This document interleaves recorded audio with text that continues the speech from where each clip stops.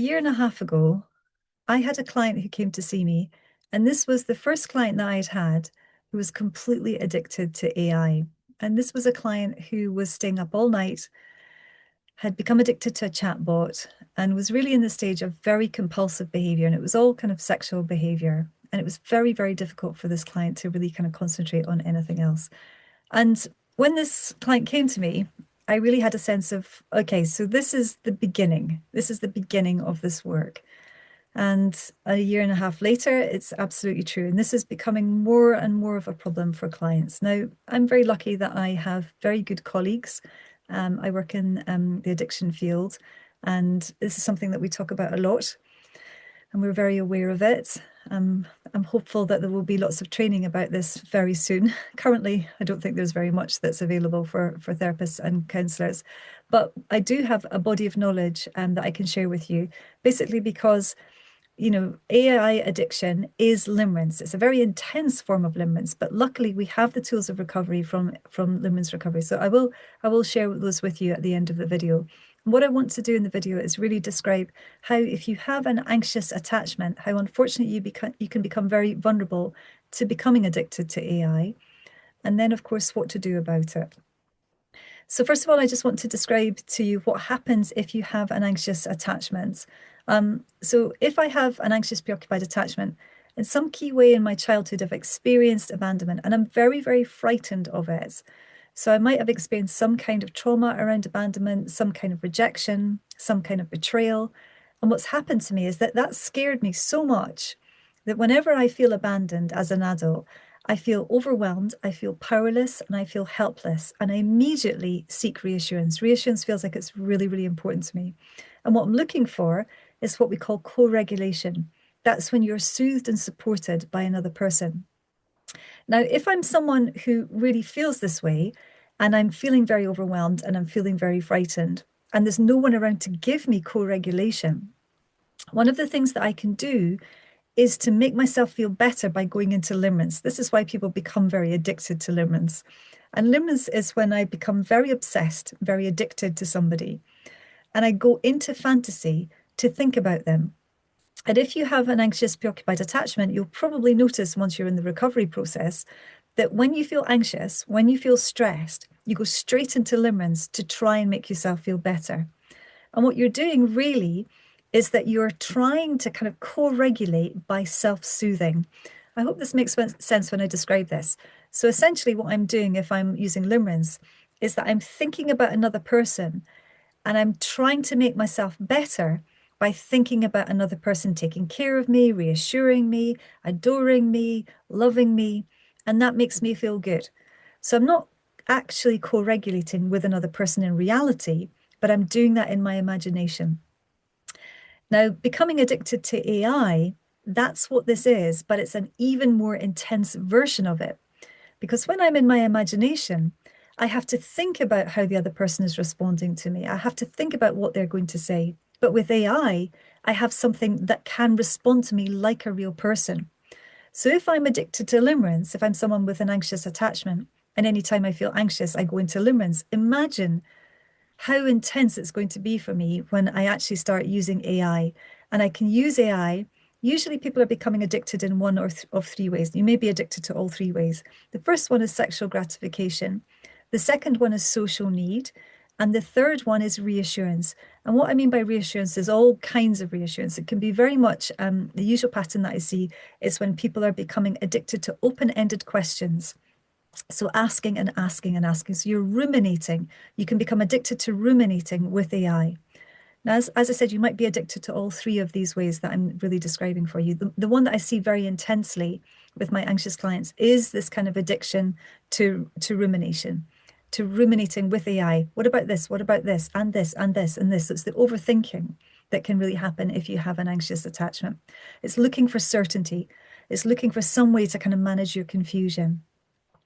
Now, the big issue with this, I mean, there are many issues, obviously, but the big issue with this is just that you can become completely obsessed with having this reassurance, because reassurance can just feel as if it's the most important thing for you. So you can feel that, wow, I've got something that I can have constant reassurance from. AI is never going to get tired. AI is never going to get fed up with you asking it questions in the way that another human being would.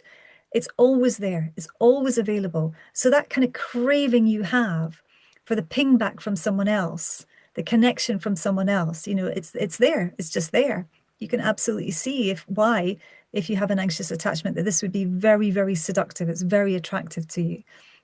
And the other thing that's happening to you, which is really important to see, is that unfortunately, you are being infantilized in that relationship. What infantilization is when you become a child in a relationship. So if I am someone who's constantly, constantly seeking reassurance, when does that happen actually in relationships? Well, it happens between a child and a parent usually. It happens when somebody has less power than the other person. And what you're doing is you're kind of seeking reassurance, and the other person is giving it to you. They're not asking for anything in return if they're a parent and you're a child. Ideally, they're not, in a way. So that feels very much as if, oh, that's what I'm seeking, particularly with someone who's anxious, who has an anxious attachment, because it will feel like I didn't get enough of that in childhood. So that's what you're looking for. And with AI, that can be perfectly replicated. But you are becoming more and more dependent. You're becoming more and more like a child. You're not growing up at all. You can't grow up in a relationship where you're completely dependent. And of course, you can really see that you're asking for your needs to be met. And AI, as I said, it doesn't have any needs. It may be replicating them for you. It might look like it has needs in terms of, being seductive or asking you questions or telling you that it misses you. All of those sorts of things obviously can happen with a chatbot, but that's not real. None of that is real. You're having your needs met in a vacuum. So you're not actually truly co-regulating. You are getting your co-regulation needs met through self-soothing. That's all the AI is. It's not another person. But it doesn't feel like that, to many people. It really feels like, oh, this is amazing because I can have everything that I need met very, very quickly here.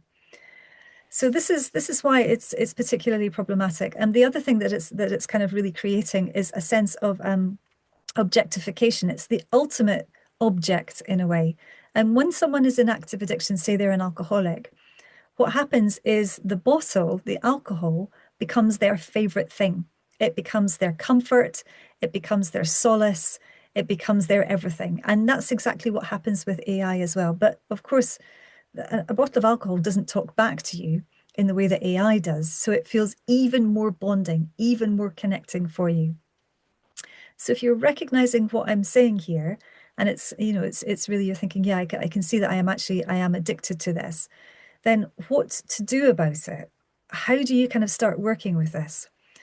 Well, I would say if it's possible, find yourself a therapist who has a background in process addiction. Now, I know this is not always possible. I know it's difficult to find therapists who understand limerence. But if you can find someone who has a background in process addiction and also a background in attachment theory, this is going to help. That's going to be someone who can really understand what you're going through, even if they haven't worked with AI before. The other thing to do, you're probably not going to want to do this. Nobody wants to do this. Is just to go to 12-step meetings, okay? It's really important. I actually don't think it's going to be possible for you to recover without going to 12-step meetings. If anyone who's watching this has recovered from AI without going to 12-step, please let me know in the comments. That would be very interesting. But what I want to stress is that if you've given up AI through using another addiction, that's not full recovery. That's cross addiction. So if you've given up something and say you've become a workaholic instead, or you've become a food addict, that's not real recovery from an addiction. Like I said, that's cross addiction. So that would be a different thing. But if you've been able to kind of give up AI, just say working in therapy or working on a particular program that's not 12-step, I would really love to hear about it. It'd be very, very interesting to kind of know, so I can spread that information basically. But what I see with clients is that 12-step is it's essential. It's so important. If you have a look at AIAA, which is Artificial Intelligence Addicts Anonymous. Now, that's an online fellowship, and there's very good information on the website if you have a look at that particular fellowship. They've got a warning signs list, which I think is really fantastic. So if you're looking for characteristics of what somebody with AI addiction looks like, have a look at that list. And they've also, on the website, they've got stories of recovery. And there are weekly meetings. I really, really recommend 12-step. Like I said, I don't think there's any way to kind of get through this. It's so intense. You know, you've got used to a level of connection that can't really be replicated in human relationships. So to be in a room with other people who understand that is just essential, you know, because it can feel so isolating when you have an AI addiction. It can feel like nobody else is going to understand this. And you're used to that constant ping back. So imagine what the withdrawal process is going to be like for you when you're no longer getting any of that ping back. You're no longer getting any of that regulation. And you've got to actually start to really regulate yourself, particularly if you have an anxious attachment. This is not an easy ask.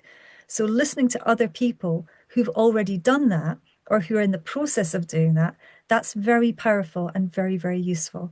There's something incredibly profound, I think, about feeling you're completely isolated in your experience and then sitting down in a room with other people and listening to them describe exactly how you feel. I don't think there's anything better than that actually when you're recovering from an addiction. So absolutely get to those meetings. I mean, I can't tell you that you have to go to meetings, but personally, I think it's really, really important. When you get to meetings, find yourself a sponsor and go into withdrawal, okay, and get as much support as you possibly can around that withdrawal. The way that I work with clients when they're in withdrawal is that I ask them to co-regulate with me every single day. So that's basically, I say in the morning, just send me a voice note. Let me know what's going on with you. Now, this is the way that I work. Not all people work this way. You know, you may have a therapist or a counselor who works a different way. But I think it's really, really important to have some co-regulation, real co-regulation, because what you're going to be used to with AI addiction is that you're constantly, like I said, it's constant connection. And to kind of let go of that and start having human connection is going to feel very strange. It's not going to feel like you're getting enough. And it's really important that you allow yourself to feel that thing of like, I'm not getting enough here. That's going to be a big part of your withdrawal process. And the other thing to do, of course, is to be in contact with your peers. And if you're with peers who get it, who really understand how hard this is to let go of that constant connection, that's just going to make such a huge difference. And the other thing that I really suggest is to figure out with your therapist what happens to you when you feel abandoned. What are the core feelings that come up? And I say to clients, there are usually sort of three things that clients who are anxious kind of struggle with. The first one is a real feeling of lack of safety when they are stressed, a feeling that they are bad. There's often a deep fear of being bad and a feeling of being unlovable. And if you're recognizing that yourself, and I mean, it might be that you recognize yourself in all three of those, it might be just one or two. Ask your therapist to help you with self-regulation tools around those feelings. Okay, that's going to help you with the withdrawal process. Because if you have no sense of internal safety and you go into withdrawal, the abandonment panic that you're going to have is very intense. That's why very often when you feel that, you kind of reach for what it was that was kind of, keeping you out of withdrawal in the first place. Whether that be Limerence, whether that be the AI, it's that sense of I need that because this feels so overwhelming. So good self-regulation skills while you're in withdrawal are also really, really important. I think that's everything that I've got at the moment. I will be coming back to this video because as we develop a kind of real working way, a way of working with this, if we have any other tools, then I will definitely be sharing them. Thank you so much for watching this.